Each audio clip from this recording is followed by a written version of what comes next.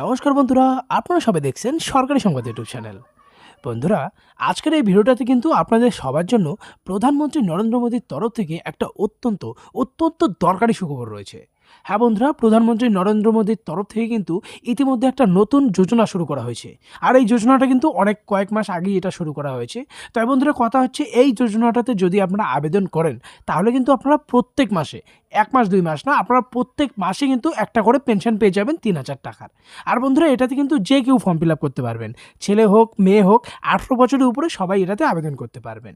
তবে বন্ধুরা, এখানে প্রথমে একটা কথা আপনাদের জানাই দেই, যদি আপনারা কোনো ধরনের সরকারি কাজের সঙ্গে যুক্ত থাকেন বা সরকারি চাকরি করেন তাহলে কিন্তু এই পেনশনটা আপনাদের জন্য না। যারা কোনো ধরনের সরকারি কাজ করে না আর যাদের মাসিক ইনকামটা ১৫,০০০ টাকার নিচে, তারাই কিন্তু এই যোজনার সুবিধাটা নিতে পারবে। তো চলুন বন্ধুরা, এবার দেখে নেওয়া যাক যে কীভাবে এটাতে আপনারা ফর্ম ফিল আপ করবেন আর কীভাবে প্রত্যেক মাসে ৩,০০০ টাকা করে পেনশন নিতে পারবেন। তাই বন্ধুরা, ভিডিওটি শুরু করার আগে আপনাদের কাছে ছোট্ট একটা অনুরোধ, যদি আপনারাও প্রত্যেক মাসে এই ৩,০০০ টাকা করে পেনশন পেতে চান তাহলে কিন্তু সবার প্রথমে ভিডিওটিকে একটা লাইক করে দেবেন, এর সঙ্গে লাল রঙের সাবস্ক্রাইব বাটনে ক্লিক করে পাশে বেল নোটিফিকেশনটা অল করে দেবেন। তো বন্ধুরা দেখুন, এখানে প্রথমে মোদিজির ছবি আর এখানে বলা রয়েছে গরিব ও খেটে খাওয়া মানুষদের জন্য এই প্রকল্পটা বের করা হয়।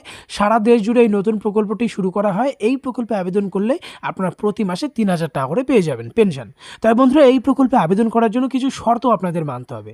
দেখুন, এক এক করে আমরা শর্তগুলো দেখে নিই। প্রথম তো আপনাকে অবশ্যই গরিব ও খেটে খাওয়া মানুষ হতে হবে বা অসংগঠিত শ্রমিক হতে হবে। আপনার বয়স অবশ্যই ১৮ থেকে ৪০-এর মধ্যে হতে হবে আর মাসিক ইনকামটা ১৫,০০০ টাকার নিচে হতে হবে বা ১৫,০০০ টাকা হলেও চলবে। আপনাকে অবশ্যই একজন ভারতীয় নাগরিক হতে হবে। ইডব্লিউএস ক্যাটাগরি অর্থাৎ আর্থিকভাবে দুর্বল হতে হবে। যে সমস্ত ব্যক্তিরা ইনকাম ট্যাক্স দিয়ে থাকেন এবং ইপিএফও, এনপিএস, ইএসআইসি এই সমস্ত সদস্য, তারা কিন্তু এই ৩,০০০ টাকার সুবিধাটা নিতে পারবে না। এবারে বন্ধুরা, কথা হচ্ছে এই প্রকল্পে আপনারা আবেদন কীভাবে করবেন। দেখুন, বলা রয়েছে আবেদন করতে গেলে আপনার সেভিংস ব্যাঙ্ক অ্যাকাউন্ট বা জনধন অ্যাকাউন্ট থাকতে হবে, আধার কার্ড থাকতে হবে, মোবাইল নম্বর থাকতে হবে।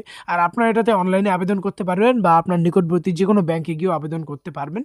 তো কথা হচ্ছে আবেদনটা কীভাবে করবেন বন্ধুরা, অনলাইনে যদি করতে চান তাহলে আপনার মানধন.in এই ওয়েবসাইটে এসে করতে হবে বা আপনি আপনার নিকটবর্তী যে কোনো ব্যাঙ্ক থেকে ওটা করতে পারবেন।